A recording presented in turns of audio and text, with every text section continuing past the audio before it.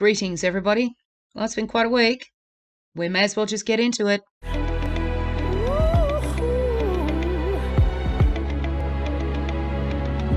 gonna stop now, baby. Yeah, so we have a few things to get through. It's been quite a week. Up to including today, if I'm not going to be, if I'm going to be honest. The first thing I want to report is that I got my very first taste of Kerrygold butter this week. The butter of all butters. I'm telling you, that block did not last long. It was like candy. Oh my God, I've never tasted butter like that in my life. Delicious. Not only that, my husband managed to snag a box of the Kirkland's grass-fed butter. Oh, dang.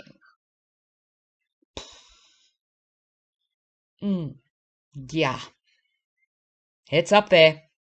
Oh, is it up there? The other one that I actually tasted today was a just in case, because Kerrygold's quite expensive here, and you can only get it at a supermarket here called Woolworths, and it's pricey. It's pricey, not going to lie. Is it the best? Heck yeah. But it's pricey. That's a treat. It'll be a butter that will not last long when it comes into this house. I can tell you that right now. The other one that I tried was an Australian brand. It's called West Gold. And I do believe it is from New Zealand. Beautiful butter. Beautiful butter. So for me, I am not settling for anything less. I have my top three. First is Kerrygold, followed by the Kirkland grass-fed butter. And when all else fails, it's going to be West Gold from here on in. I am not settling for cheap butter anymore. That's it. Line in the sand. We're going with the one of those three. That's just how it is, folks. I'm not settling. Just not. If you haven't tried Kerrygold, can confirm, pretty darn tasty. Yeah. And I have actually found that earlier on, when I started, it was very helpful in helping curb those nasty carb, sugary sort of cravings. As soon as you feel like I could go a donut, just go and have a knob of butter, stick it in your mouth, salted or unsalted, doesn't matter. But there was something about that sort of texture that really, really helped. I did have a few cravings early on. Obviously, who wouldn't? It's designed to get you addicted. Don't even get me started. Oh my God. But yeah, for those of you who are starting, if you are having trouble with those nasty cravings for sugar and carbs, cut yourself off a little knob of butter. Make it a good one. It's worth it. You're worth it. And just let that melt on your tongue. Trust me, you won't regret it. But for me now, butter is like, I crave the fats, me want, need now, can has, going to have, cut it off in the gob. And it's just like, oh, I don't quite know how long those sticks of butter are going to last in my fridge, if I'm being completely honest. I'll get back to you on that one. At least I know when my husband bought it. On Sunday, namely yesterday, you've heard me throw around the name Adrian in this channel for a good 6 months now. But there was one or two of you that are obviously new to the channel who have asked, who is this Adrian? So you're going to find out on Thursday. We recorded a video together yesterday, and I felt like it was important to do because I've been talking about my rock bottom, what my grief was like, and all those darknesses that I've experienced in the last, 23-ish years, just quietly, it's been going on for a little bit longer. Maybe since my dad died. But anyway. We talk about how we met, and he seems to seamlessly, I just let him go. I just let him talk. Because I felt like it was important for you to get that standing on the outside looking in perspective. I think it's important to see what people on the outside see when you're in that pit. This would be hopefully something that resonates with somebody that is in the pit. You know, the we have cookies pit, right? Or somebody that is just got a foot out of the pit, or is out but struggling to stay out. I think it's important for us to understand that whereas being in that pit, we damage ourselves. Obviously, hello. That's why we're here. But I think it's important for us to understand what those people see on the outside, namely your family, your friends, just to maybe drive that point home a little bit. And it was easy to get through that conversation with him, but what happened afterwards? Wish I had recorded that. But I can give you the gist. Basically, when I turned off the recording, Adrian and I stayed in the conversation afterwards for a little while. And I finally came to the conclusion, after all these years, I said to Adrian, so here we are. My mother and father are not coming back, are they? And he said, no, love, they're not.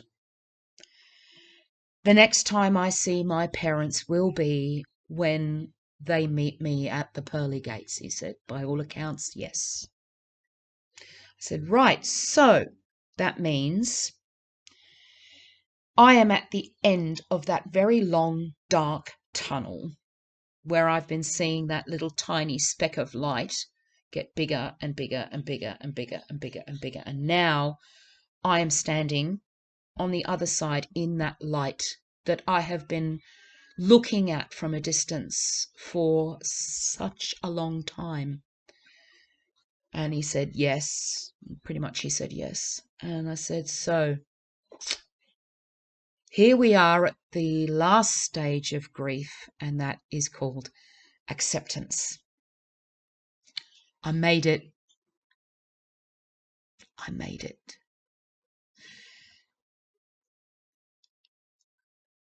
I was in that pit for longer than 23 years. It started when my father died. Longer. I've covered it. Who knew? Who knew? I was yesterday years old when I was able to finally accept the fact that both my parents are gone. I have not avoided the grief in these last couple of years. I have grabbed the bull by the horns. I haven't avoided it. I have faced it. I have dealt with it. I will always miss my mum and dad, always. But I know now that I can celebrate them the way they should be without feeling that pain of the loss to the degree that I was. I'm putting that in the win column. I do hope that you are going to join me and Lindy. We're going to be talking about meat aversion. It's a very real thing for me at the moment, folks. I have, over the last few weeks, been conducting a few tests. I cannot face porterhouse steaks anymore. I cannot face lamb, beef. I have been eating fish, salmon specifically. I also got my husband to get me some barramundi, which I haven't had for yonkers. I'm quite looking forward to having that again. I pan fry my fish in, guess what? That's right, butter. Crispy skin on the bottom. I'm having salmon for dinner tonight. Yummy. But yeah, I was having some tummy troubles. The sort of tummy troubles that required one to be close to a toilet. Let's put it that way. And it was consistent, driving me nuts. So in this time, I've been talking to Lindy about it, and we talked about alternatives and stuff like that. And we figured, yeah, we need to put this in a video because the meat aversion is a very, very real thing. And it bears talking about. And Lindy has a lot of knowledge, and attention must be paid. So that will be Wednesday morning, actually. Wednesday morning. I do hope you'll join us, okay? Because we're really looking forward to getting together in a live together and talking about these things, because got to talk about them, don't we, Des? We've got to try and push through this. You know, we've got to adapt, listen to our bodies. And right now my body's saying, no more meat, no more red meat, please, stop it. Can you just give me something else? So that's what we're looking into. Things that we can do when we do have these aversions to any given meat. One of the other things that I really want to get is a grounding mat. Now, I would really love some input from you guys on this one. Now, is there anybody in Australia, okay, specifically Australia, who has a grounding mat that they can plug into the wall? I'm trying to remember, was it not Zumba, Hooga? Was it Hooga grounding mats? Forgive me for being scatty. Scatty.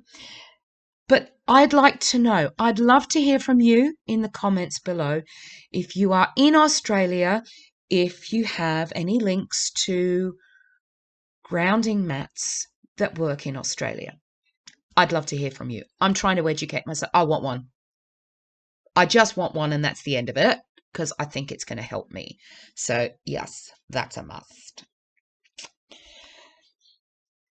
I'm guessing you're probably wanting to see pictures and measurements and weight and stuff and things. Am I right? Well, in that case, cue the montage.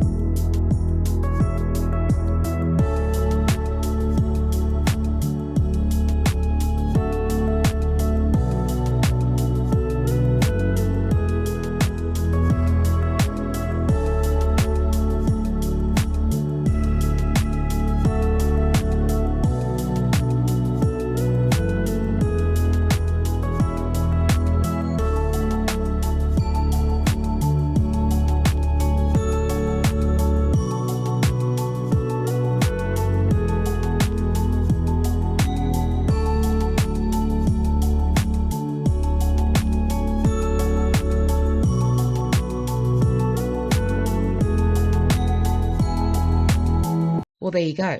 We've had some losses. There's a gain on them. But, you know, the photo. Look, this lifestyle for me is not going anywhere. So it's like, well, it's going to happen. I'm not worried. I'm just not worried. Relax, eh? Just relax. I have been trying to stand on the vibration plate. However, I don't think I'm quite ready to do that consistently yet. And I'll tell you why. Standing still for me has never been great. Just saying. If you have a look at my mother in last week's video, you will see that she shuffles from one foot to the other. That's me. And of course, when you're on the vibration plate, you have to stand still. And one of the things they say is to bend your knees. That ain't happening just yet. Me bending my knees, not happening. Because when I walk, I have to literally walk with my knees locked.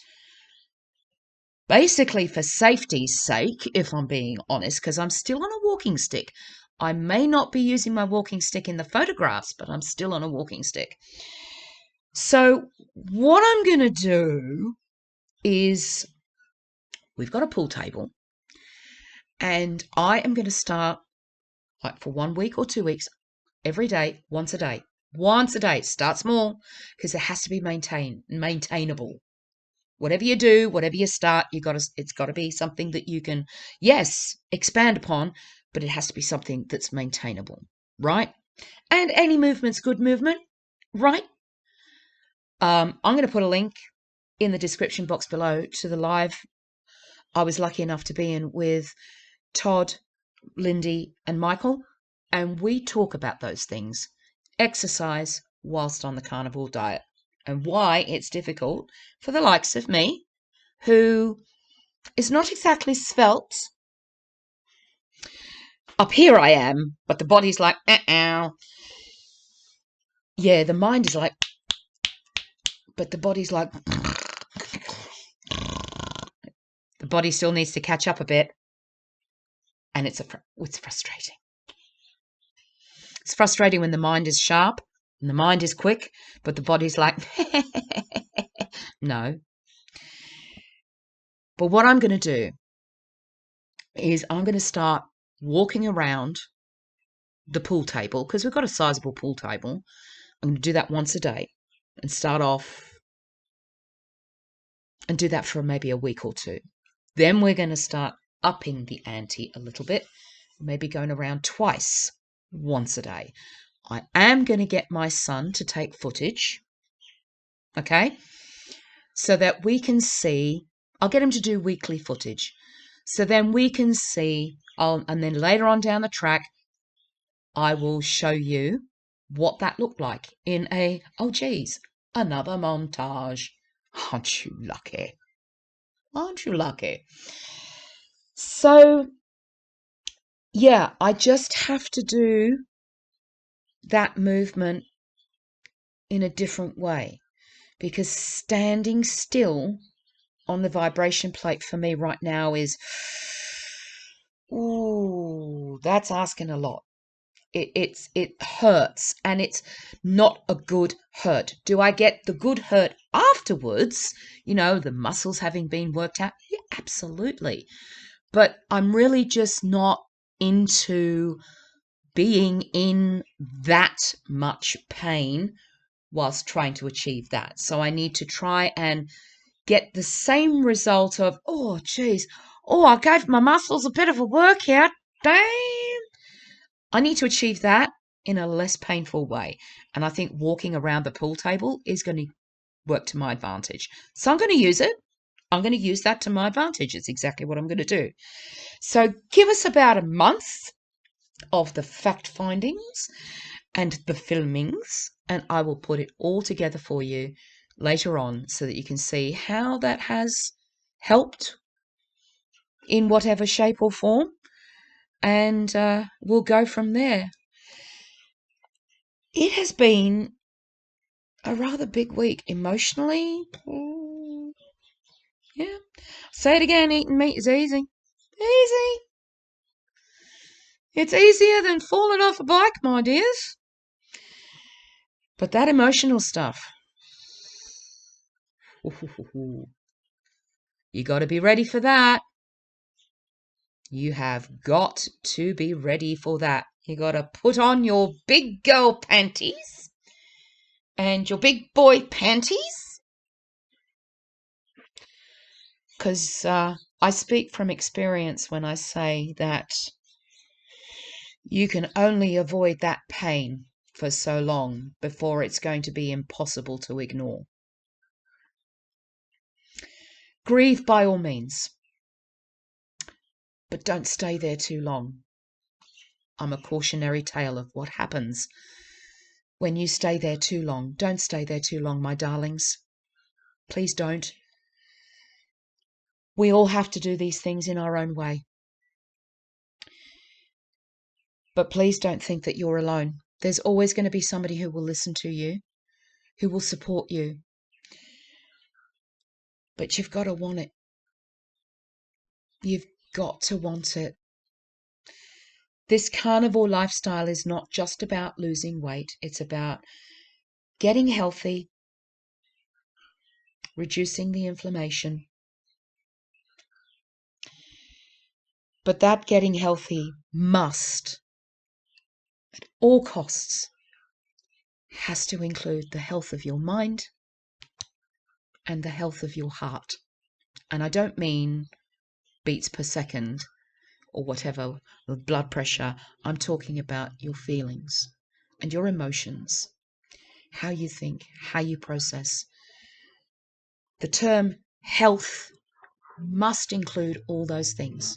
Otherwise, this will be short term for you, and I don't want that for you. I want you to embrace all of it with open arms, hug it good and hard, take it on, grab the bull by the horns and just keep fighting. I never said it was going to be easy. It won't be, I can assure you. I've cried many, many tears. But I'd like to think that I'm out on the other side of it now, whereby I really think I can start to be living a life that is just a little bit freer from the shackles of that really heavy duty loss and pain of losing one's parents and the life that came with it. On that note, I'm going to ask you to please be kind to those around you.